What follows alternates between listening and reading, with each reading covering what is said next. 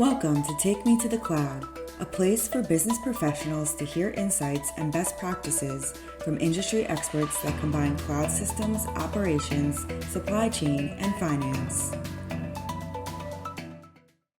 Good morning. Welcome to this version of Take Me to the Cloud podcast developed by Withum. Today, we're going to talk a little bit about single channel and omni-channel and multi-channel and what all these things mean. Joining me today are Wendy Lin and Melanie Saunders on our e-commerce team, and I'm Wally Marcus on the ERP and technology team. As we start to think about single channel and multi-channel and all of these words that are being thrown around in this space, Wendy, can you help us define some of these terms and what they mean? Yeah, sure. So when we talk about e-commerce, there are three stages: single channel, multi-channel, and omni-channel. So when we talk about single and multi-channels, I think it's easier to bring back to a story and look at these stages in, for example, a retail store. So when I have a retail store and I have the location in downtown, my customers come to my store, buys the clothes or buys any products, finish a purchase there. I don't have any other channels or any other sources to get my customers to see or buy my products. That's the definition of single channel. So that retail store is my channel, and that's the space where I get to interact with my customers. However, as my business continues to grow and continues to expand, I would think of where else I should operate my business to get more presence, either online or offline. So some examples could include expanding my social media presence to interact with my customers through Instagram, Facebook, or Twitter, or opening an online store to sell my stuff online. Or another example could be opening another store in another city so that I can also sell the products to the customers in that city. So that's the key difference between the single and multi-channel. And Melanie, do you want to share your thoughts about omni-channel? Sure. So omni-channel almost takes it another step up from your multi-channel.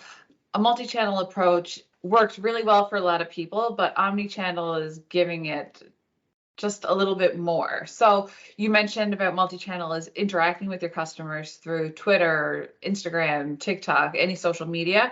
So with omni-channel, you can actually get them to purchase your products through those mediums. So on TikTok, you can link to your product. Same with Instagram. You can just put a sticker on your photo. They can purchase through there.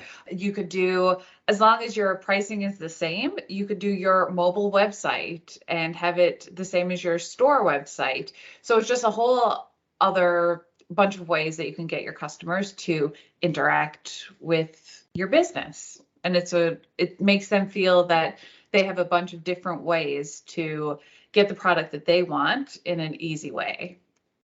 Oh, Melanie, that's awesome. I love the way you tied that together. And, as I think of our customers, the challenge that they're seeing today is many of them want omni-channel, but don't understand the investment to get there. Meaning it is not just like everybody's going to be omni-channel. And some people by design will only ever be single channel, or maybe just a few very defined and specific depending on the industry they're in. It's very important as we go through and understand that each organization be looked at differently. If we pivot a little bit to a use case type approach, and we start to think of single to multi and how you get there, maybe talk a little bit about that. Talk a little bit about adding marketplace, adding social, and what that might be. Maybe just expand on that a little bit for us. Yeah, sure. It can seem kind of daunting because you could be going from a single storefront to all of these different channels all of a sudden. But at the end of the day, it can be streamlined quite easily. A lot of these different marketplaces and social media, they do interact with one another. And the thing is, what we want is for the business to drive back to your site, so people are making orders.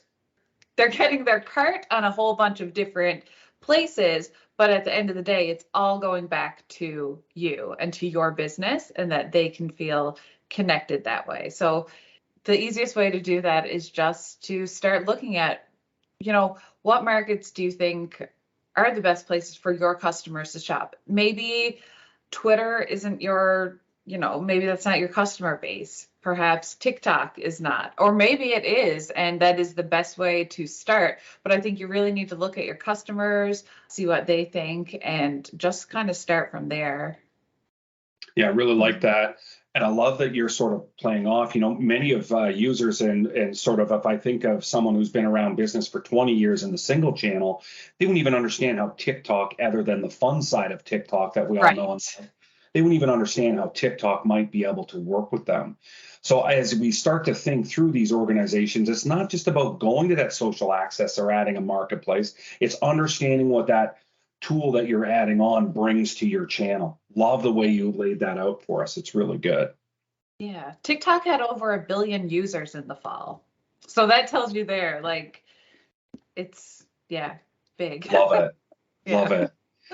So Wendy, as we start to think about sort of that selling in the multi-channel and thinking of disparate systems or disconnected systems and how that might all work, talk a little bit about how going to a multi-channel might impact an organization who's got things all over the place. Definitely. Yeah, we all know it's exciting with business expansions. We're all excited to add more channels, add more social presence, and try to show our products to different sources of customers. But the challenge that comes with the expansion is that sometimes we forget to connect all the platforms, all the channels with a single source of truth, the data, and sometimes it's disconnected. And an example with that is maybe I'm selling the products in a retail store and I have a separate system to record my order entry and my shipping and logistics status. And that data might be different in your e-commerce platform because you're using a different system. So the challenge with having two separate systems for your data is that it could be it could bring confusion for the team if you have multiple teams to run the channels. And it also brings inaccurate demand planning because now that you have inaccurate inventory data, you have incorrect sales data for your product. And the result of that, it could cause inconsistent customer experience because what if product is out of stock, but in your e-commerce store, it still shows in stock? What happens if that customer places the order, and how would your team handles the communication? We'll need to think about those potential issues and be proactive with coming up with a solution that connects these disconnected systems. I love that, Wendy. Just quickly, what I like about that connecting all those dots together, it's something that most companies don't do, or they band-aided solutions together as they expand, right? They expand and everything gets good. And then we forget about all those other things like connecting inventory to that front end to make sure that all those solutions are pulling from that single source of truth. Really like that. Given in the interest of time, I think we also wanted to add another use case around the mobile experience. And maybe Melanie, you can start us off. Just talk a little bit about what does mobile experience even mean and what would we be thinking of as we get there? Sure. So the mobile experience basically means that you feel that you have the same comfort shopping on your phone or tablet, your mobile devices, as you would on the website or even in the store. It's about bringing that seamlessness together. So just making sure that your pricing is the same. If you're going to do omni-channel, you should have the same sales for people that are using the mobile experience as the people in the store or on the website. It's all about making sure that if you can contact someone on the website, you should also be able to do that while you're doing it on your phone or tablet. A lot of people, it's just easy. It's easy for people to use their phone rather than, sitting at their computer or even walking into a store sometimes. And the past couple of years, I think, has shown that a lot, that people like the ease of being able to, quickly buy something on their phone. So yeah, there's definitely some challenge there with design, and you need to make sure that it's responsive and things like that. But yeah, basically it's just about making sure that you feel the same when you're at every channel. Like that. I love the fact that you brought in your developer background with the responsiveness and just being able to see it. I mean, I agree. I go on my iPad and it renders differently than it does on my phone. And I know that the level of work needed to go into that back end hasn't quite been there. So thank you for that.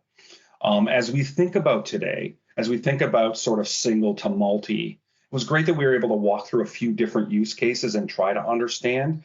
One of our future ones will be dedicated specifically around the disparate systems and tying this all together. Because I think if we can tie the single, multi, omni back to our models in the ERP side on the financial elements and the inventory, to Wendy's point, I think will be very good. So thank you for joining us today on this version of Take Me to the Cloud. You've been listening to Take Me to the Cloud. Thanks for joining us. Don't forget to subscribe to be alerted of new episodes. For more information, visit withum.com.